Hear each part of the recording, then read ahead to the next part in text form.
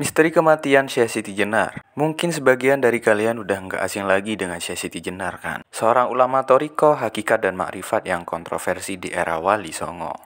Mungkin kalian juga pernah nonton film Syekh Siti Jenar. Kalian sadar nggak sih, kalau di setiap film, Syekh Siti Jenar wafat dengan cara yang berbeda-beda. Bahkan, di setiap cerita orang sepuh pun, wafatnya Syekh Siti Jenar juga berbeda-beda. Aneh banget kan? Ada yang bilang wafat karena dihukum mati di Demak. Ada juga yang bilang dibunuh Sunan Kalijogo.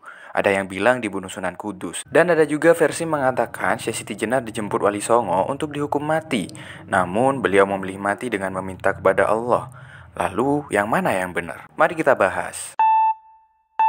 Kematian Syekh Siti Jenar sampai saat ini masih jadi tanda tanya kebenarannya. Banyak versi yang menceritakan kematian Syekh Siti Jenar, namun sampai saat ini pun makam yang sebenarnya dari Syekh Siti Jenar juga masih menjadi misteri. Karena banyak sekali petilasan yang menyatakan bahwa itu adalah makam Syekh Siti Jenar. Mengutip dari beberapa pendapat ulama, Syekh Siti Jenar sebenarnya adalah orang alim yang ajarannya tidak berlandaskan syariat Islam, melainkan Thariqah, Hakikat, dan Makrifat.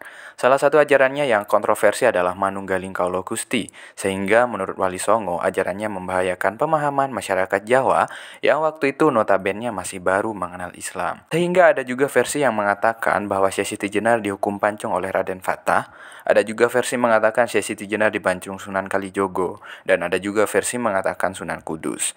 Dari kisah tersebut muncul spekulasi oleh para ulama bahwa kisah Syekh Siti Jenar diceritakan dan ditulis oleh berbagai penulis dan tergantung penulisnya pro Siti Jenar atau pro Wali Songo. Jadi bisa dipastikan kematian Syekh Siti Jenar sebenarnya masih menjadi tanda tanya.